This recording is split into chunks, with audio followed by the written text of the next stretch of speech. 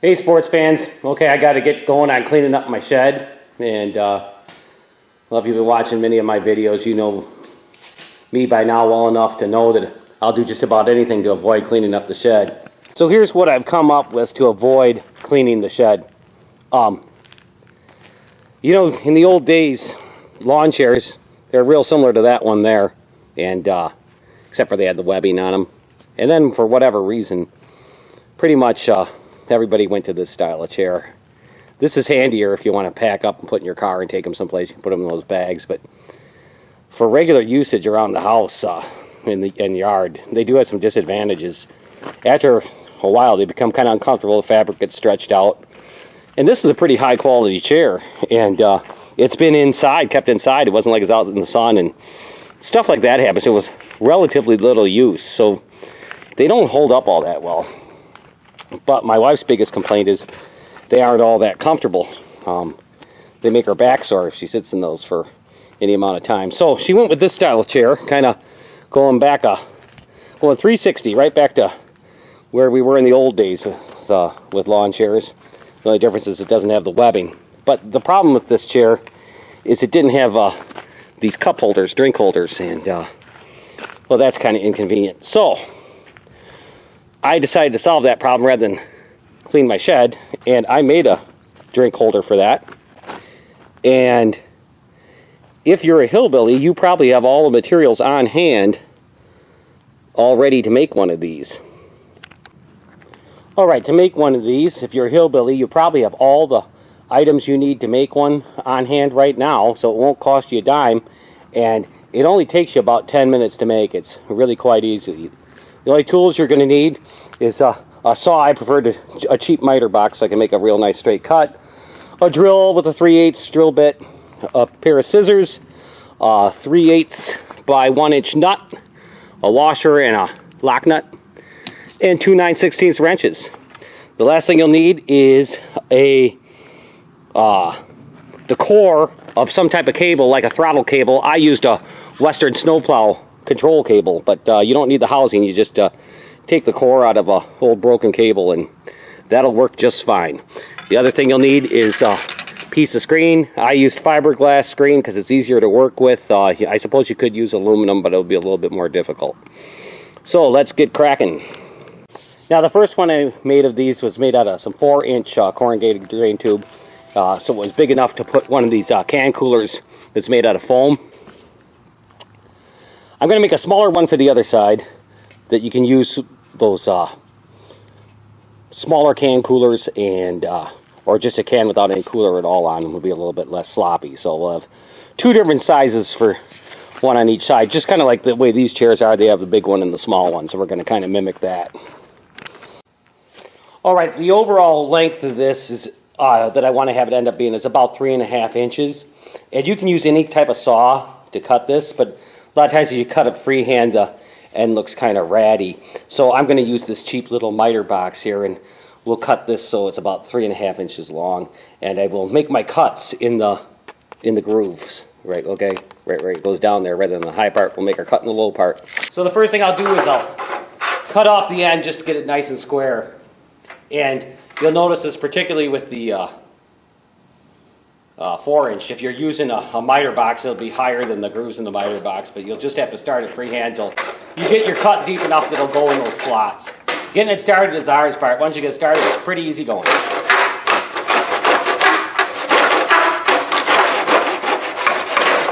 There we go.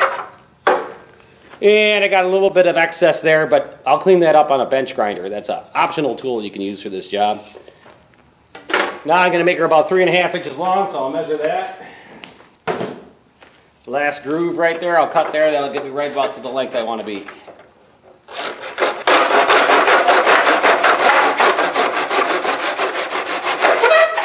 There we go. And that side turned out a little bit better. We'll probably use that for our top side. I'll just grind that roughness off on my bench grinder to just get it nice. Alright, the next thing I'm going to do is I'm going to drill a 3/8 inch hole right through that last groove. But that was pretty easy. Okay, so that's all there is to that. Okay, this here is an inside diameter of about 3 inches. It's 3-inch drain tile. And In the hillbilly world, pi equals 3. So 3 times 3 is 9. I want to make 2 loops in there. So I'm going to cut off my throttle cable at about 18 inches so I can have 2 loops on the inside.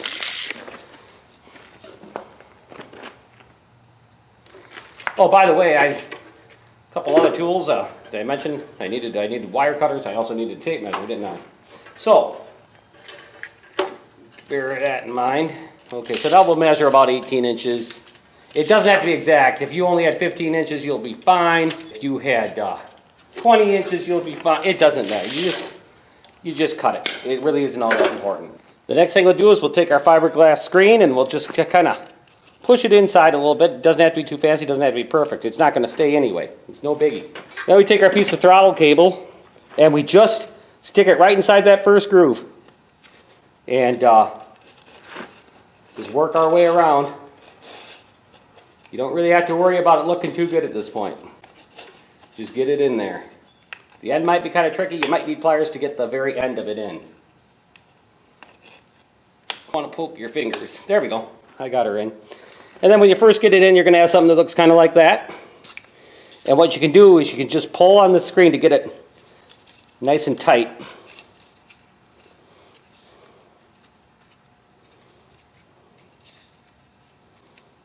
Part of your throttle cable might look like that, might not be all the way in. It's no big deal if it's like that. If you're fussy, you can bend it so it makes a nice loop so you can't see it. Whatever you so desire.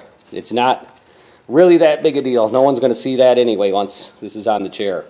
So then you just pull that so your screen is nice and tight. Then the next thing we'll do is we'll just cut off all the excess.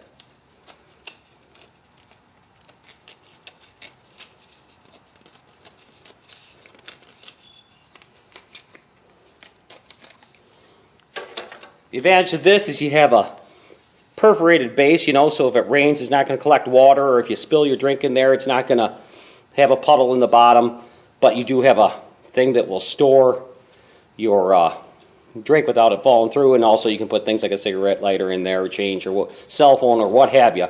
So that's how you have a bottom on your piece there without having to worry about it collect with water.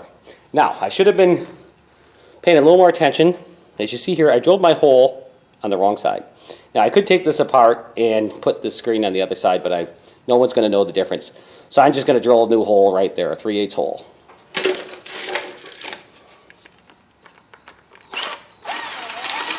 That's some pretty easy drilling.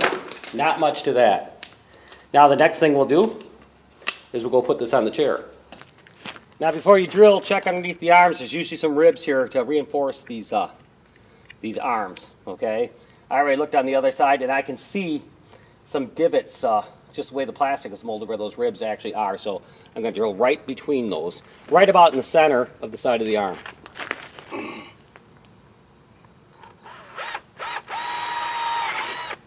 And I take a 3/8 by 1 inch bolt with a washer on it. So I put that on there, then I'll put the washer through my cup holder, or put the bolt through my cup holder rather, just like that. Okay, no biggie. Then what I do is I use a lock nut because I don't want this to loosen up and come off. I just stick my bolt through the arm of the chair where I drilled the hole. Just put on the lock nut by feel here.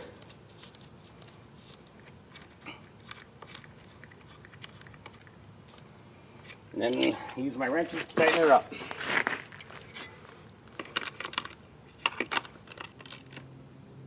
Okay, then I tighten that up just so it's not loose and sloppy. Alright. And there you have it. And then you got this side if you have a can with no cooler, or one of them smaller cloth coolers. And over here you got this side if you have one of them thicker foam coolers. And that's all there is to it, sports fans. And now you can sit back and enjoy. So, this is kind of a good deal here because, like I said, you got your screen bottom, so you don't have to worry about collecting water. Now, I'll admit, I haven't field tested this yet. Will it hold in the screen good enough where it won't come apart? I think it's going to hold up good. That's why I think I'm just going to post this video without even testing them. But I think it's going to work pretty good. As you can see, it only takes a few minutes to make, and chances are, like I said, if you're a hillbilly or know a hillbilly, it won't cost you a dime in materials. You can just find them laying around. So if you like this video, I'd appreciate it if you liked, shared, subscribed, hit the notification bell, do all the things it takes to make this #1 channel on YouTube. And until next time, we'll see you here on the Fix Yourself channel. Now I gotta get going on cleaning up this shed. All right, it's time for a bonus redneck hillbilly lawn chair video. A lot of times on this type of lawn chair, the arms, it really bugs me. They slide down like that. That really bugs me. Plus, these arms this is broken here, so it's really not doing the job. So I want to see if I can prevent that from happening. So what I got to do is I got to take these bushings that are used in shock absorbers. So if you have a buddy that works on cars or trucks or something, and he's got some old shocks he's throwing in the garbage, just pry these bushings out. And I'm going to take off this back here. We'll slide up the arm, we'll slide this bushing on there and see how well that works. It seems to be slightly smaller diameter than the bar on that chair, but I think this is stretchy enough that I'll be able to get it slipped over. Let's find out. Okay, so the first thing I'll do is I'll remove the screws that hold the backrest on.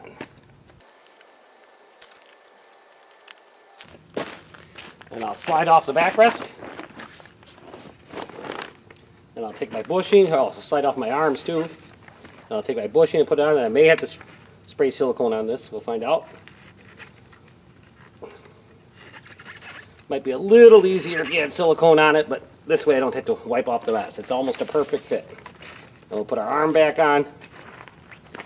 Do the same thing on the other side. Slide our arm off, put on our shock absorber bushing. Slide her down. Put our arm on. Now we'll put our backrest back on. And hopefully these holes will line up. Yeah, this might be the most difficult part, is trying to line up the hole. Well, it's lined up right away. I was lucky on that side. We'll see how this side works.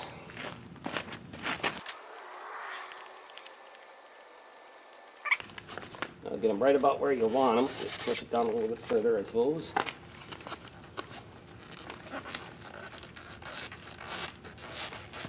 Alright. Now we'll see how that feels when I sit in it.